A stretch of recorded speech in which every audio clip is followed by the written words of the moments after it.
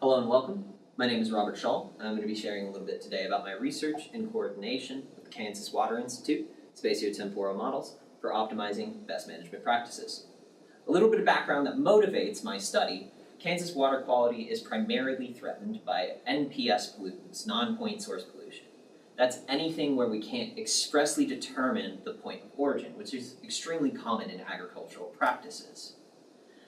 It is of express interest to the Kansas Department of Agriculture and the Kansas Department of Health and Environment to subsidize best management practices to try and control these NPS pollutions, as well as fight things such as soil erosion.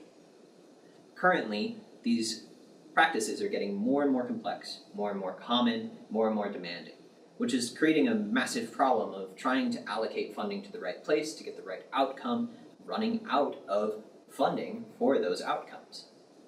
So when we decide where we want to fund these practices, it's primarily left on these subject matter experts at KDA, which is excellent, especially in coordination with some basic quantitative measurements, but extremely cumbersome on the subject matter experts and leaves a lot of space for disaster should one of them vacate their role. There are methods that exist that allow us to optimize these practices, but many of them are these large, deterministic spreadsheet models, huge differential systems, and simulations. These can be even more cumbersome than just getting a good subject matter expert. My goal is to fix all of that kind of at once. I'm going to implement a modeling framework that accounts for uncertainty, maximizes computational efficiency, and is easily interpretable so that, ideally, anybody with low subject matter expertise could work with these models and get informed decisions on where to allocate funding. The data for my project arises from two sources. Kansas Department of Agriculture has provided their entire CSIMS dataset with all of their best management practices from 2004 to now. Kansas Department of Health and Environment has kept track of a massive longitudinal study of water quality across the state. Now, these two data sources are spatially and temporally misaligned, which is a common solution found in these simulation models and one we need to address in order to proceed. So I'll be aggregating across space and shifting temporally so that everything matches up. I'll be taking any historic data and using it to inform inference at the end, but it will not make it into my actual modeling process. For the modeling process itself, I'm introducing three different but very common methods to assess spatial variability and spatially varying coefficient models. Multi-scale geographically weighted regression is a classic, very similar to a linear model. Geographic Gaussian process regression allows us to start looking at the variation across the entire state and how it affects one another. And then the Gaussian Markov random field model is going to allow us to look at more finite levels and look at the relationship between neighbors rather than just assessing the entire state.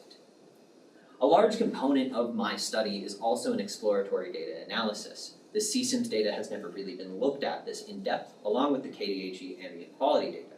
So, amongst everything, I'm doing a full-scale exploratory data analysis, getting a massive trend analytics, and compiling everything into a repository to eventually be placed into a dashboarding tool for KDA employees.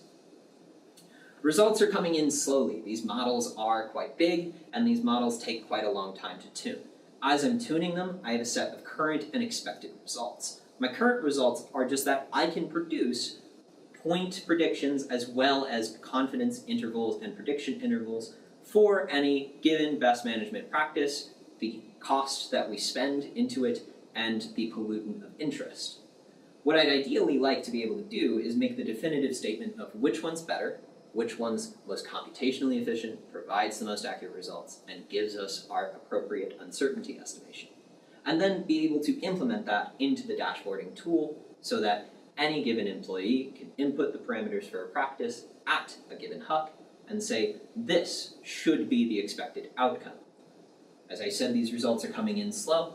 The timeline for these results is entirely controlled by the computational efficiency and the experimental process of checking these models one after another and seeing what we need to tune. Thank you.